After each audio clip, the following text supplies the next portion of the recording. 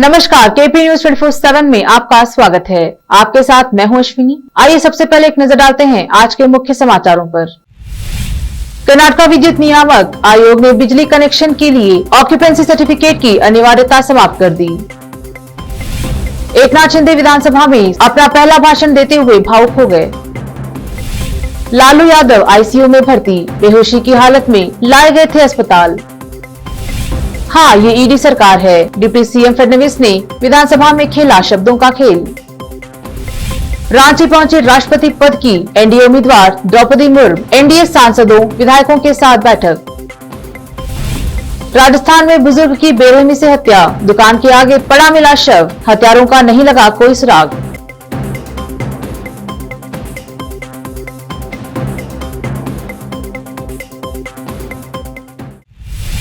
अब समाचार विस्तार से।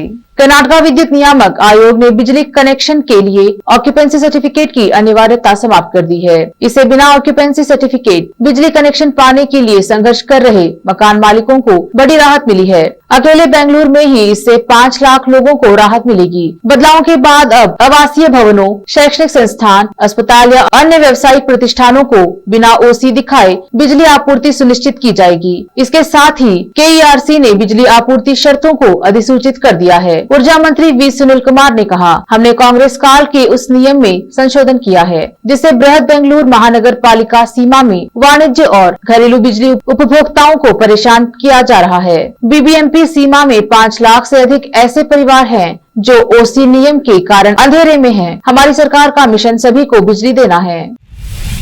उदयपुर हत्याकांड का पुरजोर विरोध करते हुए भारतीय जनता पार्टी अल्पसंख्यक मोर्चा ने बेंगलुरु में धरना दिया, जिसमें भाजपा नेताओं ने मांग की कि उदयपुर हत्याकांड के दोषियों को फांसी दी जाए। धरने में बड़ी संख्या में महिलाओं ने भी हिस्सा लिया। बीजेपी अल्पसंख्यक मोर्चा के अधिकारियों से पूछा कि जब मुसलमान दोपहर का भोजन करते हैं तो वे विरोध क्यों नहीं करते। ऐसा लग रहा था कि अल्पसंख्यक मोर्चे के अधिकारी इस सवाल से बचे हुए हैं।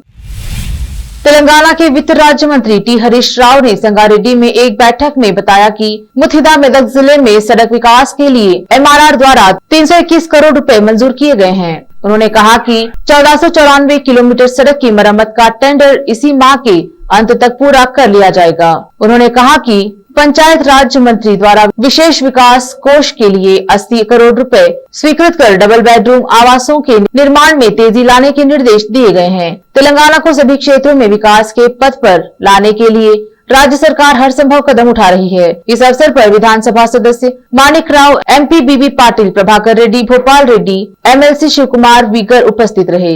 जहीराबाद से केपी न्यूज के संवाददाता फयाज अहमद की रिपोर्ट। लोग ताना मारते हैं कि यह ईडी सरकार है। हाँ, यह ईडी सरकार है एकनाथ देवेंद्र की।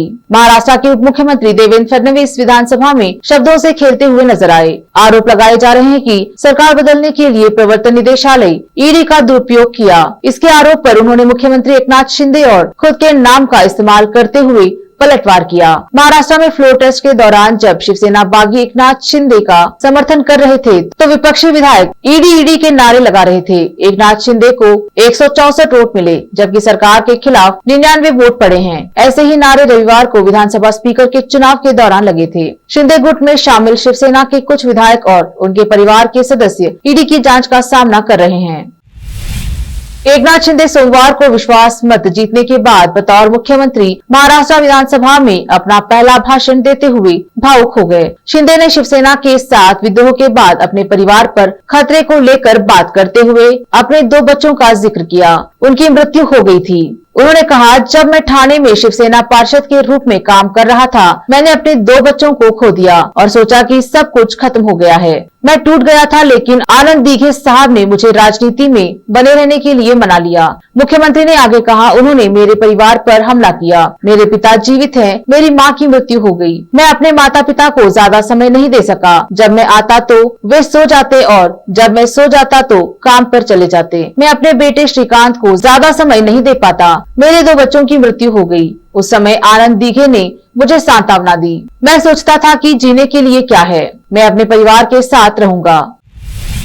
राष्ट्रपति पद की एनडीए उम्मीदवार द्रौपदी मुर्मू सोमवार को रांची पहुंची है। बिरसा मुंडा एयरपोर्ट पर भाजपा अनुसूचित जनजाति मोर्चा के कार्यकर्ताओं की ओर से द्रौपदी मुर्मू का पारंपरिक रीति रिवाज के साथ स्वागत किया गया और फिर रांची के चाणक्य BNR होटल में एनडीए की ओर से द्रौपदी मुर्मू का अभिनंदन किया गया। इस दौरान द्रौपदी मुर्मू ने एनडीए के सांसदों विधायकों से समर्थन मांगा है। सोमवार को रांची एयरपोर्ट से द्रौपदी मुर्मू सीधे राजधानी रांची के होटल चाणक्य BNR पहुंची। यहाँ एनडीए ने सांसदों एवं विधायकों की बैठक आयोजित की है, जिसमें वह हिस्सा ले रही हैं। हजारीबाग जिले के बरकट्टा से निर्दलीय विधायक अमित यादव भी राष्ट्रपति चुनाव में द्रौपदी मुर्मू को समर्थन दे रहे हैं। वह एनडीए विधायक दल की बैठक में मौजूद हैं। समय एक छोटे से ब्रेक का, जल्द लौटेंगे ब्रेक के बाद। हिंदुस्तान के हर कोने में हम हैं मौजूद। 24 घंटे हालात पर गहरी नजर, खबरों से जुड़े चुपते सवालात और आपको दिखाता है धार्मिक, सामाजिक, राजनीतिक, लोकल और इंटरनेशनल न्यूज की सबसे बेहतर कवरेज, जो आपको रखती है हर पल बाखबर। देश और दुनिया भर की खबर के लिए देखते रहें KP News 24/7। Noor education trust Bidar की ओर से चलाए जाने वाला Noor MEd and BEd college Bidar, recognised by NCTE Delhi and affiliated to Gulbarga University, Gulbarga. Admission are open for the academic year 2021-22। विशेषज्ञ और सक्षम शिक्षकों द्वारा शिक्षा प्राप्त करने के लिए नूर एमएड एंड बीएड कॉलेज में दाखिला लें और शांत वातावरण में शिक्षा प्राप्त करें। बीदर शहर में बेहतर शिक्षा का एकमात्र केंद्र Noor MEd and BEd college, Shahpur gate, Bidar. Phone numbers 9945283920, 8482221297। जब अपने सपनों का नया घर बन जाए तो उसे सजाने के लिए जहां घर की दूसरी सामग्रियों की जरूरत होती है, वही घर का मुख्य पात्र होते हैं द्वार, खिड़कियां, अलमारी। अपने सपनों के महल के लिए सुंदर बने बनाए द्वार के लिए बीदर नगर में एकमात्र दुकान है सूर्या प्लाईवुड्स एंड ग्लास सेंटर, जहां पर हर रंग, हर डिजाइन और हर प्रकार के और विभिन्न एजेंसियों के प्लाईवुड्स के दरवाजे, किचन और टॉयलेट्स में उपयोग होने वाली सामग्री और दूसरी चीजें मिलती हैं। घर बनाने में उपयोग की जाने वाली सभी चीजों को खरीदने के लिए आज ही चले आइए आपके अपने शहर बीदर का आपका अपना shop Surya प्लाईवुड्स and glass centre, Parvati complex, BVB college road, Bidar. अधिक जानकारी के लिए शॉप के मालिक लालजी पटेल से इस नंबर पर संपर्क करें 09844090653।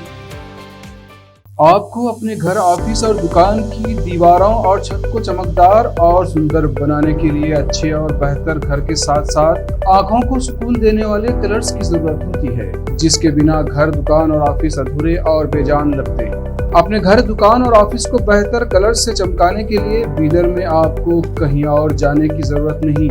आपकी पसंद के अनुसार चमकदार और दिलचस्प कलर्स का एकमात्र केंद्र है सिद्धेश्वर ट्रेडर्स, जहां पर आपको विभिन्न कंपनियों के विभिन्न शेड्स के कलर्स मिलते हैं। साथ ही अपने घर और दुकान हो या ऑफिस को कैसा कलर उपयोग किया जाए, इसके लिए माहिर डिजाइनर्स के गाइडलाइंस की सुविधा, जो कंप्यूटर के जरिए आपके सपनों के महल को कलर्स से सजाते हैं। अपने सपनों को साकार करने और अपने पसंद के कलर्स के लिए आज ही चले आइए। याद रखिए, Siddheshwar traders, shop number 1 and 2, Ganga super complex, Bidar. अधिक जानकारी के लिए सिद्धेश्वर ट्रेडर्स के मालिक वीर शेट्टी पाटिल से इस फोन नंबर पर संपर्क करें 9620128097। अगर आप हज या उम्रा करना चाहते हैं तो आपको कहीं जाने की जरूरत नहीं है। हैदराबाद ही नहीं बल्कि तेलंगाना, आंध्र प्रदेश, कर्नाटक के हज यात्रियों की पहली पसंद खुबा टूर्स एंड ट्रैवल्स पर आई। मिनिस्ट्री ऑफ हज एंड उम्रा सऊदी अरब और भारत से स्वीकृत हज और उम्रा के बेहतरीन पैकेजेस, पवित्र स्थानों के जियारतों के अलावा दुबई, सऊदी, ओमान के विजिट वीजा और डोमेस्टिक या इंटरनेशनल एयर टिकट्स वाजबी कीमतों पर लेने के लिए आज ही तशरीफ लाइए Huba tours and travels, Hajj and Umrah group, Bibi Bazaar चौराहा behind Huba mobile store Hyderabad. Phone numbers 04024565786, 9700786786 या फिर 9866768786 पर संपर्क करें। याद रखिए, हुबा tours and travels, Hajj and Umrah group Hyderabad. घर, दुकान और ऑफिस कितना भी सुंदर बनाया जाए और हर तरह से उन्हें सजाया जाए, अगर फर्नीचर ना हो तो सब अधूरा सा लगता है। और अच्छा फर्नीचर घर, दुकान और ऑफिस को चार चांद लगाता है और देखने वालों में शान बढ़ाता है। और जब घर इतना सुंदर बनाया जाता है तो उसमें बेहतर और सुंदर फर्नीचर का भी उपयोग जरूरी है। अपने घर, दुकान, ऑफिस के लिए अच्छा और सुंदर और पायदार फर्नीचर और दूसरी चीजों का बीदर शहर में एकमात्र केंद्र है Nikita industries and Nikita furniture showroom, जहां पर एक ही छत के नीचे विभिन्न डिजाइन और विभिन्न रंगों और विभिन्न कंपनियों के पलंग, अलमारी, सोफा सेट, डाइनिंग टेबल, सिंगारदान, ऑफिस काउंटर्स, विभिन्न कलर्स और डिजाइन की कुर्सियां, बहुउपयोगी चौकियां और दूसरी चीजें उपलब्ध हैं। घर, ऑफिस और दुकान बनकर तैयार है और वहां के लिए फर्नीचर का सोच रहे हैं तो देर किस बात की, तुरंत चले आइए। Nikita industries and Nikita furniture showroom, shed number C1, industrial estate, Gandhiganj, Bidar. अधिक जानकारी के लिए शोरूम के मालिक जयराज खंडे से इन नंबर्स पर संपर्क करें। 9448128148, 08482227010।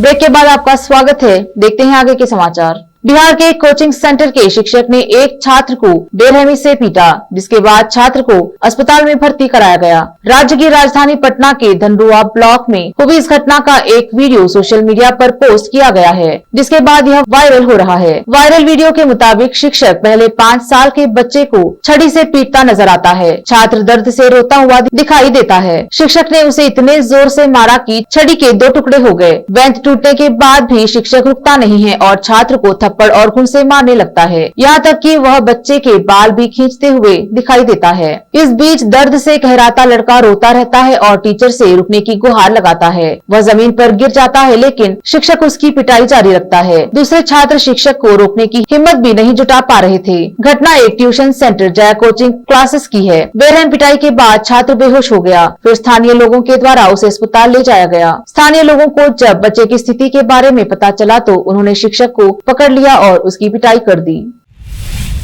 राष्ट्रीय जनता दल आरजेडी अध्यक्ष और बिहार के पूर्व मुख्यमंत्री लालू प्रसाद यादव को आईसीयू में भर्ती कराया गया है, जहां उनकी हालत स्थिर बताई जा रही है। इससे पहले रविवार को सीढ़ियों से गिरने के बाद लालू यादव के कंधे में फ्रैक्चर हो गया था और उन्हें बेहोशी की हालत में अस्पताल लाया गया। बताया जा रहा है कि लालू यादव की पीठ में भी चोट लगी है। लालू प्रसाद यादव के परिवार के एक करीबी सूत्र ने बताया कि आरजेडी सुप्रीमो लालू यादव इन दिनों पटना में अपनी पत्नी और पूर्व मुख्यमंत्री राबड़ी देवी के आवास पर रह रहे हैं, जहां वह सीढ़ियों पर से गिर गए। इसके बाद लालू यादव को तुरंत अस्पताल ले जाया गया, जो पहले से कई तरह की समस्याओं से जूझ रहे हैं।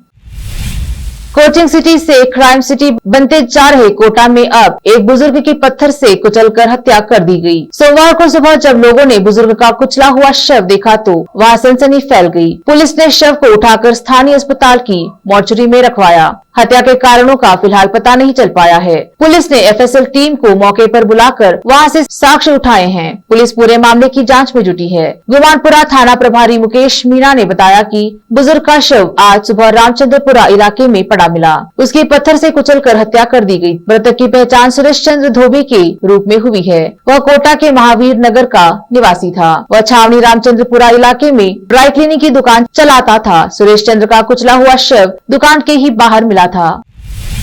पूरे देश में 10 जुलाई को इस साल ईद उल अजहा यानी बकरीद का त्योहार मनाया जाना है। देश भर में मुसलमान बड़े पैमाने पर जानवरों की कुर्बानी देकर बकरीद का त्योहार मनाते हैं। ईद उल अजहा के त्योहार से ठीक पहले AIUDF अध्यक्ष बदरुद्दीन अजमल ने मुसलमानों से गाय की कुर्बानी को लेकर बड़ी अपील की है। उन्होंने मुसलमानों से अपील की है कि वह गाय की कुर्बानी से बचे।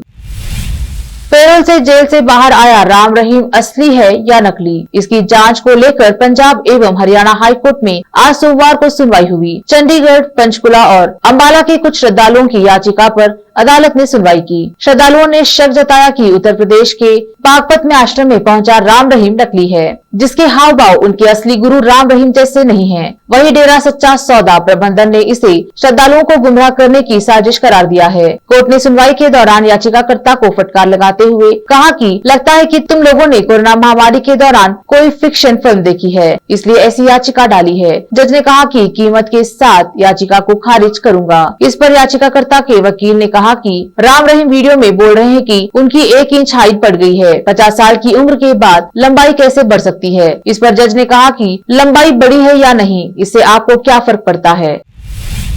सोशल मीडिया पर एक नाटकीय वीडियो सामने आया है, जिसमें दक्षिण चीन सागर में टाइफून चाबा के दौरान तेजी से डूब रहे जहाज से कई लोगों को बचाते हुए दिखाया गया है। इस ट्रॉपिकल तूफान में फंसने के बाद यह जहाज शनिवार को हांगकांग के तट पर 2 हिस्सों में टूटने लगा था। वीडियो में दिखाया गया है कि कैसे समुद्र की लहरों के नीचे जहाज के गायब होने से पहले चालक दल के सदस्यों में से एक को जहाज से सुरक्षित उतार लिया गया है। इन्हें हांगकांग की गवर्नमेंट फ्लाइंग सर्विस ने इंस्टाग्राम पर शेयर किया है। बचाव दल ने 3 लोगों को हेलीकॉप्टर की मदद से जहाज से सुरक्षित बाहर निकाला। एक सरकारी बयान के अनुसार बचाए गए तीनों लोगों ने कहा कि हेलीकॉप्टर के आने से पहले चालक दल के अन्य सदस्य लहरों में बह गए होंगे। जहाज में 30 लोग सवार थे और 27 अन्य लोगों के बारे में कुछ भी जानकारी नहीं है।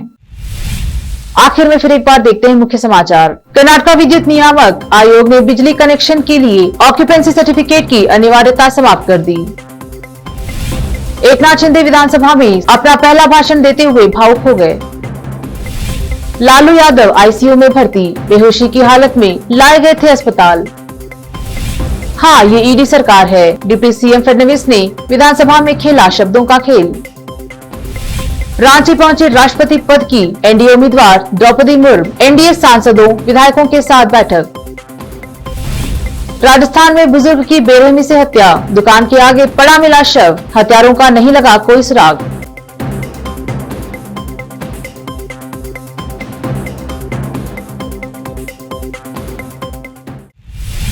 केपी न्यूज में अब तक के लिए इतना ही। देखते रहिए केपी न्यूज 24/7। धन्यवाद।